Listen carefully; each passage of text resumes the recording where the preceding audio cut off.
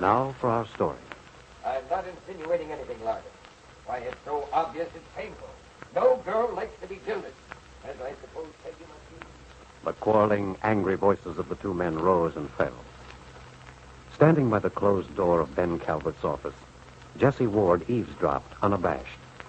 She couldn't catch everything that was said, but Ben's secretary heard enough for her to understand why Lefty Larkin had come to see Ben this morning. Lefty, Aunt Mary Lane's close friend as well as farm helper. Lefty, who hadn't spoken to Ben Calvert in years. Even Jessie realized what it must have cost him to come to Ben's office. But as she listened, Miss Ward came to the conclusion that Lefty Larkin would do anything, make any sacrifice, if he thought it would help Peggy Douglas, Aunt Mary's niece. Ben's voice became cold. To Jessie, it was a warning signal. Even after all these years, it still frightened her. But obviously, it didn't have that effect on Lefty Larkin. Jessie hurried back to her desk. She was just in time. For a second later, the door to Ben's office was flung open, and Lefty walked quickly across the outer room and out into the street without a word. Well. Jessie? Yes, Ben? Have you located Kitt? Why, no, I'll get her. Get her on that phone and go over to that auto court. But get her right away. All right, then. You needn't go into the other office. Here, use this phone. Is there any better way than calling the manager's office? No, you'll have to call there, and they'll send for her. 2461, please.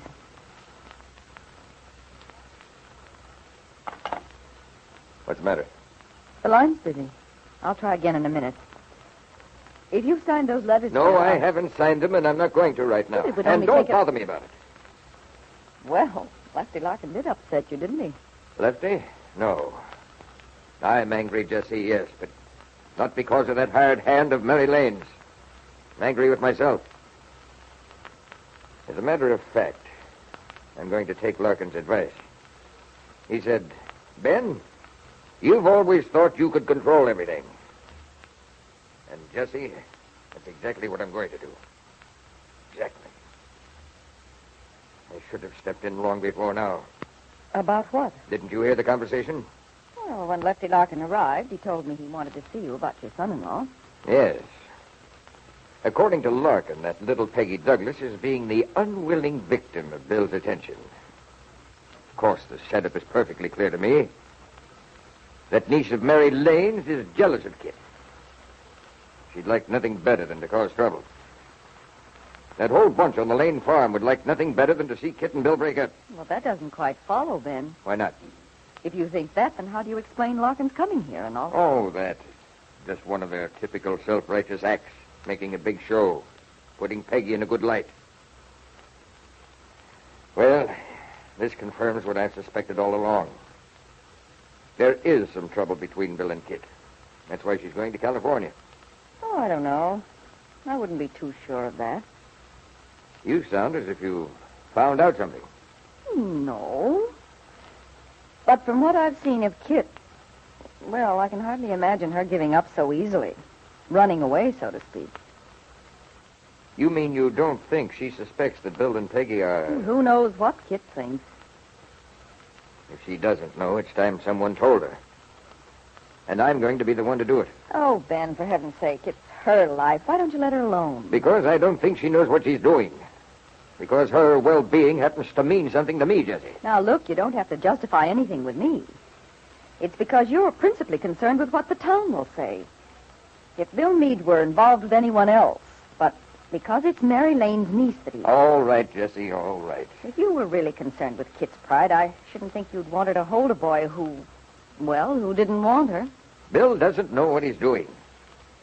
Peggy Douglas can't hold a candle to Kitt. Bill's just having the pressure put on him. He's being worked on. Well, you should know how that's done. I don't like that remark, Jessie. Oh, Ben, I've understood this thing from the very start. You've never thought too much of Bill. No, but Kitt wanted him. Sure.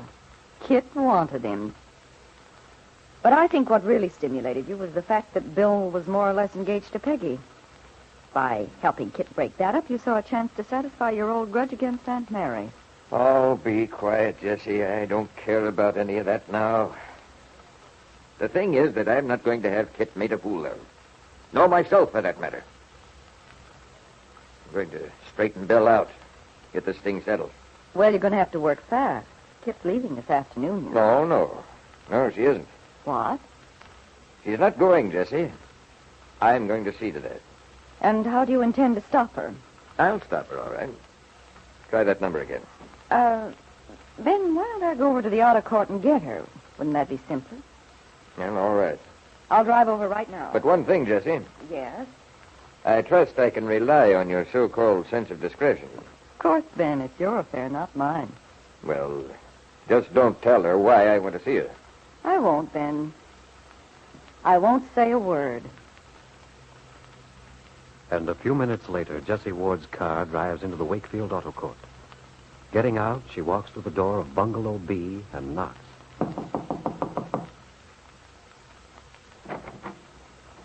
Oh, hello, Jessie. Hello, Kitt. Come on in. Oh, thanks, Kitt. Well, you look as if you were all packed and ready to go. Oh, yes. Is Bill going to be able to see you off? Mm-hmm. Fortunately, he was able to get a 36-hour pass. Well, what's on your mind, Jessie? Your father wants to see you. Oh? We called the manager's office, but the line was busy, so Ben asked me to come and get you. You mean he wants to see me now? Uh-huh. Right away? Well, why is it so urgent? I really don't know. Well, what does he want to see me about? He didn't say, Kitt. I can hardly believe that. What's the mystery? Well, I really shouldn't tell you, Kitt. Yes, you probably shouldn't, but go on. I must say I don't agree with Ben's attitude in this. He doesn't want you to leave Wakefield. I see. That's nothing new. I should have said he's determined to stop you from going. He can't. Well, I don't know. I've discovered that when Ben says he's going to do a thing, he always does it. This is getting ridiculous. He's still harping on the idea that, well, that you and Bill have had a quarrel or something. For heaven's sake. Well, perhaps, Kid, if you could humor him a little. Postpone your trip for a while. No. No, I can't do that.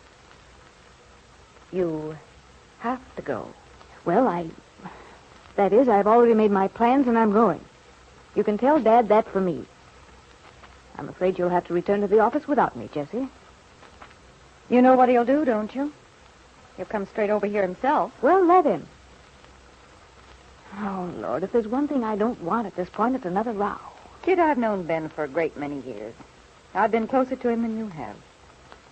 If he says you're not going to leave, he'll have something worked out. But I don't see what he could do. Anyway, there's nothing I could do about it. I can't get on a train now. You have your car, haven't you? Yes. You could drive over to Stanton. Get on the train there. Yes, I could. Bill could drive the car back. I'll go back to the office and tell Ben that you've already left.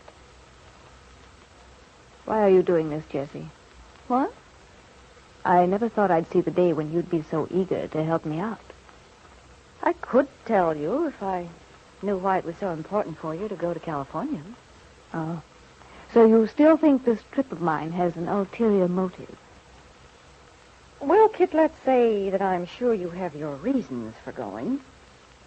And I have mine for wanting to help you. Kitt looked sharply at Jessie. If Miss Ward had any idea... But no. Kitt quickly reassured herself that Jessie couldn't possibly know. But I wonder if you'd be so sure, Kitt, if you knew the data Jessie'd been collecting. The small and trivial things that she's been adding up in her mind. I wonder if Ben's secretary does suspect the truth. She would certainly understand why Kitt did have to leave Wakefield if she were going to have a child. But there's one thing that's certain. However much Miss Ward suspects, however much she knows, she wouldn't help Ben's daughter unless doing so would help her achieve her own goal.